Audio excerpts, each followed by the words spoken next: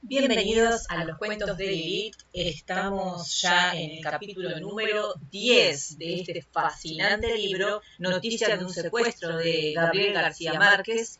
Ya pasamos por tantas aventuras que, bueno, estamos listos casi para el desenlace de esta historia. Este es el anteúltimo capítulo, así que estamos muy cerca. Estas imágenes que a continuación les voy a compartir mientras les leo la historia fueron generadas con inteligencia artificial, así que espero que les gusten y que no se dejen influenciar por ellas a la hora de imaginar esta historia. Capítulo 10. El mensaje del padre García Herreros abrió una brecha en el callejón sin salida. A Alberto Villamizar le pareció un milagro, pues en aquellos días había estado repasando nombres de posibles mediadores que fueran más confiables para Escobar por su imagen y sus antecedentes. También Rafael Pardo tuvo noticia del programa y lo inquietó la idea de que hubiera alguna filtración en su oficina. De todos modos, tanto a él como a Villamizar les pareció que el padre García Herreros podía ser el mediador apropiado para la entrega de Escobar. A fines de marzo, en efecto, las cartas de ida y vuelta no tenían nada más que decir. Peor, era evidente que Escobar estaba usando a Villamizar como instrumento para mandar recados al gobierno sin dar nada a cambio. Su última carta era ya una lista de quejas interminables. Que la tregua no estaba rota, pero que había dado libertad a su gente para que se defendiera de los cuerpos de seguridad, que estos estaban incluidos en la lista de los grandes atentados, que si no había soluciones rápidas iban a incrementar los ataques sin discriminaciones contra la policía y la población civil. Se quejaba de que el procurador solo hubiera destituido a 2 oficiales, si los acusados por los extraditables eran 20. Cuando Villamizar se encontraba sin salida, lo discutía con Jorge Luis Ochoa, pero cuando había algo más delicado, este mismo lo mandaba a la finca de su padre en busca de buenos consejos. El viejo le servía a Villamizar medio vaso del whisky sagrado. Tómeselo todo, le decía, que yo no sé cómo aguanta usted esta tragedia tan macha. Así estaban las cosas a principios de abril, cuando Villamizar volvió a la loma y le hizo a don Fabio un relato pormenorizado de sus desencuentros con Escobar. Don Fabio compartió su desencanto. Ya no vamos a carajear más con cartas, decidió. Si seguimos con eso va a pasar un siglo. Lo mejor es que usted mismo se entreviste con Escobar y pacten las condiciones que quieran. El mismo don Fabio mandó la propuesta. Le hizo saber a Escobar que Villamizar estaba dispuesto a dejarse llevar con todos los riesgos dentro del baúl de un automóvil. Pero Escobar no aceptó. Yo tal vez hablo con Villamizar, pero no ahora, contestó. Tal vez, temeroso todavía del dispositivo electrónico de seguimiento que podía llevar escondido en cualquier parte, inclusive bajo la corona de oro de una muela. Mientras tanto, seguía insistiendo en que se sancionara a los policías y a las acusaciones a Maza Márquez de estar aliado con los paramilitares y el cartel de Cali para matar a su gente. Esta acusación y la de haber matado a Luis Carlos Galán eran 2 obsesiones encarnizadas de Escobar contra el general Maza Márquez. Este contestaba siempre en público o en privado que por el momento no hacía la guerra contra el cartel de Cali, porque su prioridad era el terrorismo de los narcotraficantes y no el narcotráfico. Escobar, por su parte, había escrito en una carta a Villamizar, sin que viniera a cuento: dígale a doña Gloria que a su marido lo mató Maza, de eso no le quepa la menor duda. Ante esa reiteración constante de esa acusación, la respuesta de Maza fue siempre la misma: el que más sabe que no es cierto es el mismo Escobar. Desesperado, con aquella guerra sangrienta y estéril que derrotaba cualquier iniciativa de la inteligencia, Villamizar intentó un último esfuerzo por conseguir que el gobierno hiciera una tregua para negociar. No fue posible. Rafael Pardo le había hecho ver desde el principio que mientras la familia de los secuestrados chocaban con la determinación del gobierno de no hacer la mínima concesión, los enemigos de la policía de la política de sometimiento acusaban al gobierno de estar entregando el país a los traficantes. Villamizar, acompañado en esa ocasión por su cuñada, doña Gloria de Galán, visitó también al general Gómez Padilla, director general de la policía. Ella le pidió al general una tregua de un mes para intentar un contacto personal con Escobar. «Nos morimos de la pena, señora», le dijo el general, «pero no podemos parar los operativos contra este criminal. Usted está actuando bajo su riesgo, y lo único que podemos hacer es desearle buena suerte». Fue todo lo que consiguieron ante el hermetismo de la policía para impedir las filtraciones inexplicables que le habían permitido a Escobar burlar los cercos mejor tendidos. Pero doña Gloria no se fue con las manos vacías, pues un oficial le dijo al despedirse que a Maruja la tenían en algún lugar del departamento de Nariño, en la frontera con el Ecuador. Ella sabía por Beatriz que estaba en Bogotá, de modo que el despiste de la policía le disipó el temor de una operación de rescate. Las especulaciones de prensa sobre las condiciones de la entrega de Escobar habían alcanzado por aquellos días proporciones de escándalo internacional. Las negativas de la policía, las explicaciones de todos los estamentos del gobierno y aún del presidente en persona no acabaron de convencer a muchos de que no había negociaciones y componendas secretas para la entrega. El general Maza Márquez creía que era cierto. Más aún, estuvo siempre convencido, y se lo dijo a todo el que quiso oírlo, que su destitución sería una de las condiciones capitales de Escobar para su entrega. El presidente Gaviria parecía disgustado desde antes con algunas declaraciones de rueda libre que Maza Márquez hacía a la prensa, y por rumores nunca confirmados de que algunas filtraciones delicadas eran obra suya. Pero en aquel momento, después de tantos años en su cargo, con una popularidad inmensa por su mano dura contra la delincuencia y su inefable devoción por el divino niño, no era probable que tomara la determinación de destituirlo en frío. Maza tenía que ser consciente de su poder, pero también debía saber que el presidente terminaría por ejercer el suyo, y lo único que había pedido, mediante mensajes de amigos comunes, era que le avisaran con bastante tiempo para poner a salvo a su familia. El único funcionario autorizado para mantener contactos con los abogados de Pablo Escobar, y siempre con constancia escrita, era el director de instrucción criminal, Carlos Eduardo Mejía. A él le correspondió por ley acordar los detalles operativos de la entrega y las condiciones de seguridad y de vida dentro de la cárcel. El ministro Giraldón Ángel, en persona, revisó las opciones posibles. Les había interesado el pabellón de alta seguridad de Itagüí desde que se entregó Fabio Ochoa, en noviembre del año anterior, pero los abogados de Escobar lo objetaron por ser un blanco fácil para carrobombas.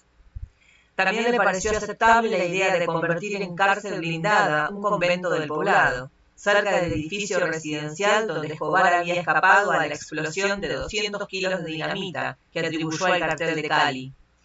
Pero las monjas propietarias no quisieron venderlo. Había propuesto reforzar la cárcel de Medellín, pero se opuso el Consejo Municipal en pleno. Alberto Villamizar, temeroso de que la entrega se frustrara por falta de cárcel, intercedió con razones de peso en favor de la propuesta de Escobar, que Escobar había hecho en octubre del año anterior. El Centro Municipal para Drogadictos, El Claret, a 12 kilómetros del parque principal de Envigado, en una finca conocida como la Catedral del Valle, que estaba inscrita a nombre de un testaferro de Escobar. El gobierno estudiaba la posibilidad de tomar el centro en arriendo y acondicionarlo como cárcel, consciente como era de que Escobar no se entregaría si no solucionaba el problema de su propia seguridad. Sus abogados exigían que las guardias fueran de antioqueños y que la seguridad externa corriera a cargo de cualquier cuerpo armado menos de la policía, por temor a represalias por los agentes asesinados en Medellín. El alcalde de Envigado, responsable de la obra definitiva, tomó nota del informe del gobierno y emprendió la dotación de la cárcel, que debía entregar al Ministerio de Justicia conforme al contrato de arrendamiento firmado entre los dos. La construcción básica era de una simplicidad escolar, con pisos de cemento, techos de teja y puertas metálicas pintadas de verde. El área administrativa, en lo que fue la antigua casa de la finca, estaba compuesta por 3 pequeños salones, la cocina, un patio empedrado y la celda de castigo. Tenía un dormitorio colectivo de 400 metros cuadrados y otro salón amplio para biblioteca y sala de estudios, y 6 celdas individuales con baño privado. En el centro había un espacio comunal de unos 600 metros cuadrados, con 4 duchas, un vestidor y 6 sanitarios. El acondicionamiento había empezado en febrero, con 70 obreros de planta que dormían por turnos unas pocas horas al día. La topografía difícil, el pésimo estado de la vía de acceso y el fuerte invierno obligaron a prescindir de volquetas y camiones, y tuvieron que transportar gran parte del mobiliario a lomo de mula. Los primeros fueron 2 calentadores de agua para 50 litros cada uno, los catres cuartelarios y unas 2 docenas de pequeños butacos de tubos pintados de amarillo. 20 materas con plantas ornamentales, araucarias, laureles y palmas arecas completaron el decorado interior. Como el antiguo reclusorio no contaba con redes para teléfono, la comunicación de la cárcel se haría al principio por el sistema de radio. El costo final de la obra fue de 120 millones de pesos, que pagó el municipio de Envigado. En los cálculos iniciales se había previsto para 8 meses, pero cuando entró en escena el padre García Herreros, se apresuraron los trabajos a marchas forzadas. Otro obstáculo para la rendición había sido el desmonte del ejército privado de Escobar. Este, al parecer, no consideraba la cárcel como un instrumento de la ley, sino como un santuario contra sus enemigos, y aún contra la misma justicia ordinaria, pero no lograba la unanimidad para que su tropa se entregara con él. Su argumento era que no podía ponerse a buen recaudo con su familia y dejar a sus cómplices a merced del cuerpo élite. «Yo no me mando solo», dijo en una carta. Pero esta era para muchos una verdad a medias, pues también es probable que quisiera tener consigo y completo su equipo de trabajo para seguir manejando sus negocios desde la cárcel. De todos modos, el gobierno prefería encerrarlos juntos con Escobar. Eran cerca de 100 bandas que no estaban en pie de guerra permanente, pero servían como reservistas de primera línea, fáciles de reunir y armar en pocas horas. Se trataba de conseguir que Escobar desarmara y se llevara consigo a la cárcel a sus 15 o 20 capitanes intrépidos. En las pocas entrevistas personales que tuvo Villamizar con el presidente Gaviria, la posición de este fue siempre facilitarle sus diligencias privadas para liberar a los secuestrados. Villamizar no cree que el gobierno hiciera negociaciones distintas de las que autorizó a él, y estas estaban previstas en la política de sometimiento. El expresidente Turbay y Hernando Santos, aunque nunca lo manifestaron y sin desconocer las dificultades institucionales del gobierno, esperaban sin duda un mínimo de flexibilidad del presidente. Las mismas negativas de este a cambiar los plazos establecidos en los decretos frente a la insistencia, la súplica y los reclamos de Nidia seguirán siendo una espina en el corazón de las familias que lo reclamaban. Y el hecho de que si los hubieran cambiado 3 días después de la muerte de Diana es algo que la familia de esta no entenderá nunca. Por desgracia, había dicho el presidente en privado, el cambio de fecha a esas alturas no hubiera impedido la muerte de Diana, tal como ocurrió. Escobar no se conformó nunca con un solo canal, ni dejó un minuto de tratar de negociar con Dios y con el diablo, con toda clase de armas, legales o ilegales, no porque se fiara más de otros que de unos, sino porque nunca confió en ninguno. Aun cuando ya tenía asegurado lo que esperaba de Villamizar, seguía acariciando el sueño del indulto político, surgido en 1989, cuando los narcos mayores y muchos de sus secuaces consiguieron carnés de militantes del M-19 para acomodarse en las listas de guerrilleros amnistiados. El comandante Carlos Pizarro le cerró el paso con requisitos imposibles. 2 años después, Escobar buscaba un segundo aire a través de la Asamblea Constituyente, varios de cuyos miembros fueron presionados por distintos medios, desde ofertas de dinero en rama hasta intimidaciones graves.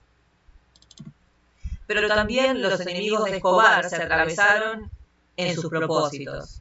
Ese fue el origen de un llamado narcovideo, que causó un escándalo tan curioso como estéril. Se suponía filmado con una cámara oculta en el cuarto de un hotel, en el momento en que un miembro de la Asamblea Constituyente recibía dinero en efectivo de un supuesto abogado de Escobar. El constituyente había sido elegido en las listas del M-19. Pertenecía en realidad al grupo de paramilitares al servicio del cartel de Cali en su guerra contra el cartel de Medellín, y su crédito no alcanzó para convencer a nadie. Meses después, un jefe de milicias privadas que se desmovilizó ante la justicia contó que su gente había hecho aquella burda telenovela para usarla como prueba de que Escobar estaba sobornando constituyentes y que por consiguiente el indulto o la no extradición estarían viciados. Entre los muchos frentes que trataba de abrir, Escobar intentó negociar la liberación de Pacho Santos a espaldas de Villamizar, cuando las gestiones de este estaban a punto de culminar. A través de un sacerdote amigo le mandó un mensaje a Hernando Santos a fines de abril, para que se entrevistara con uno de sus abogados en la iglesia de Usaquén. Se trataba, decía el mensaje, de una gestión de suma importancia para la liberación de Pacho. Hernando no solo conocía al sacerdote, sino que lo consideraba como un santo vivo, de modo que concurrió a la cita solo y puntual a las 8 de la noche del día señalado. En la penumbra de la iglesia, el abogado apenas visible le advirtió que no tenía nada que ver con los carteles, pero que Pablo Escobar había sido el padrino de su carrera y no podía negarle aquel favor. Su misión se limitaba a entregarle 2 textos, un informe de Amnistía Internacional contra la policía de Medellín y el original de una nota con ínfulas de editorial sobre los atropellos del cuerpo élite. Yo he venido aquí pensando solo en la vida de su hijo, dijo el abogado. Si estos artículos se publican mañana, al día siguiente Francisco estará libre. Hernando leyó el editorial inédito con sentido político. Eran los hechos tantas veces denunciados por Escobar, pero con pormenores espeluznantes imposibles de demostrar. Estaba escrito con seriedad y malicia sutil. El autor, según el abogado, era el mismo Escobar. En todo caso, parecía su estilo. El documento de Amnistía Internacional estaba ya publicado en otros periódicos y Hernando Santos no tenía inconveniente en repetirlo. En cambio, el editorial era demasiado grave para publicarlo sin pruebas. Que me las mande y lo publicamos enseguida aún si no sueltan a Pacho, dijo Hernando. No había más que hablar. El abogado, consciente de que su misión había terminado, quiso aprovechar la ocasión para preguntarle a Hernando cuánto le había cobrado Guido Parra por su mediación. Ni un centavo, contestó Hernando. Nunca se habló de plata. Dígame la verdad, dijo el abogado, porque Escobar controla las cuentas, lo controla todo, y le hace falta ese dato. Hernando repitió la negativa, y la cita terminó por una despedida formal. Tal vez la única persona convencida por aquellos días de que las cosas estaban a punto de llegar a término fue el astrólogo colombiano Mauricio Puerta, observador atento de la vida nacional a través de las estrellas, quien había llegado a conclusiones sorprendentes sobre la carta astral de Pablo Escobar. Había nacido en Medellín el 1 de diciembre de 1949 a las 11:50 am. Por consiguiente, era un Sagitario con ascendente Piscis y con la peor de las conjunciones, Marte junto con Saturno en Virgo. Sus tendencias eran autoritarismo cruel, despotismo, ambición insaciable, rebeldía, turbulencia, insubordinación, anarquía, indisciplina, ataques a la autoridad y un desenlace terminante, muerte súbita. Desde el 30 de marzo de 1991 tenía a Saturno en 5 grados para los 3 años siguientes, y solo le quedaban 3 alternativas para definir su destino: el hospital, el cementerio o la cárcel. Una cuarta opción, el convento, no parecía verosímil en su caso. De todos modos, la época era más favorable para acordar los términos de una negociación que para cerrar un trato definitivo. Es decir, su mejor opción era la entrega condicionada que le proponía el gobierno. Muy inquieto debe estar Escobar para que se interese tanto por su carta astral, dijo un periodista. pues tan pronto como tuvo noticia de Mauricio Puerta, quiso conocer su análisis hasta en sus mínimos detalles. Sin embargo, 2 enviados de Escobar no llegaron a destino, y una desapareció para siempre. Puerta organizó entonces en Medellín un seminario muy publicitado para ponerse al alcance de Escobar, pero una serie de inconvenientes extraños impidió el encuentro. Puerta los interpretó como un recurso de protección de los astros para que nada interfiriera un destino que era ya inexorable. También la esposa de Pacho Santos tuvo la revelación sobrenatural de una evidente que había prefigurado la muerte de Diana con una claridad asombrosa, y le había dicho a ella con igual seguridad que Pacho estaba vivo.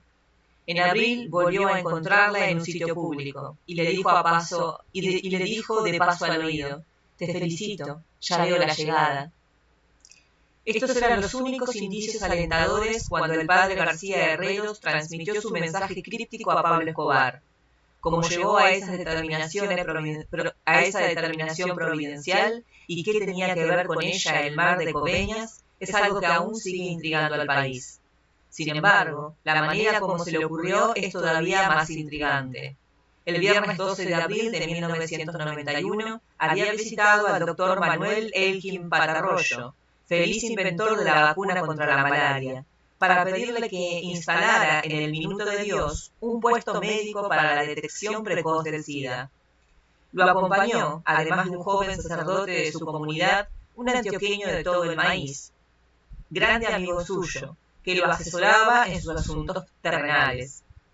Por decisión propia, este benefactor que ha pedido no ser mencionado con su nombre, no solo había construido y donado la capilla personal del padre García Herreros, sino que tributaba diezmos voluntarios para su obra social. En el automóvil que lo llevaba al Instituto de Inmunología del doctor Patarroyo, sintió una especie de inspiración apremiante. «Óigame una cosa, padre», le dijo, «¿por qué no se mete usted en esa vaina para ayudar a que Pablo Escobar se entregue?» Lo dijo sin preámbulos y sin ningún motivo consciente. Fue un mensaje de allá arriba, contestaría después, como se refiere siempre a Dios, con un aspecto de siervo y una confianza de compadre. El sacerdote lo recibió como un flechazo en el corazón. Se puso lívido. El doctor Patarroyo, que no lo conocía, se sintió impresionado por la energía que irradiaban sus ojos y su sentido del negocio, pero su acompañante lo vio distinto. El padre estaba como flotando, ha dicho. Durante la visita no pensó en nada más que en lo que yo le había dicho, y a la salida lo vi tan acelerado que me asusté. Así que se lo llevó a descansar al fin de semana en una casa de vacaciones en Coveñas, un balneario popular del Caribe, donde recalan miles de turistas y termina un oleoducto con 250.000 barriles diarios de petróleo crudo. El padre no tuvo un instante de sosiego. Apenas sí dormía, se levantaba en mitad de las comidas, hacía largas caminatas por la playa a cualquier hora del día o de la noche. «Oh, mar de Coveñas», gritaba contra el fragor de las olas, «podré hacerlo, deberé hacerlo, tú que todo lo sabes, no moriremos en el intento». Al cabo de las caminatas atormentadas, entraba en la casa con un dominio pleno de su ánimo, como si hubiera recibido de veras las respuestas del mar, y discutía con su anfitrión hasta los mínimos detalles del proyecto. El martes, cuando regresaron a Bogotá, tenía una visión de conjunto que le devolvió la serenidad. El miércoles reinició la rutina. Se levantó a las 6, se duchó, se puso el vestido negro con el cuello clerical y encima la ruana blanca infaltable, y puso al día los asuntos atrasados con la ayuda de Paulina Garzón, su secretaria indispensable durante media vida. Esa noche hizo el programa sobre un tema distinto que no tenía nada que ver con la obsesión que lo embargaba. El jueves por la mañana, tal como se lo había prometido al doctor Patarroyo, le hizo llegar una respuesta optimista a su solicitud. El padre no almorzó. A las 7:10 llegó a los estudios de Inravisión, de donde se transmitía su programa, e improvisó frente a las cámaras el mensaje directo a Escobar. Fueron 70 segundos que cambiaron la poca vida que le quedaba. De regreso a casa lo recibieron con un canasto de mensajes telefónicos de todo el país, y una avalancha de periodistas que a partir de aquella noche no iban a perderlo de vista hasta que cumpliera su propósito de llevar de la mano a Pablo Escobar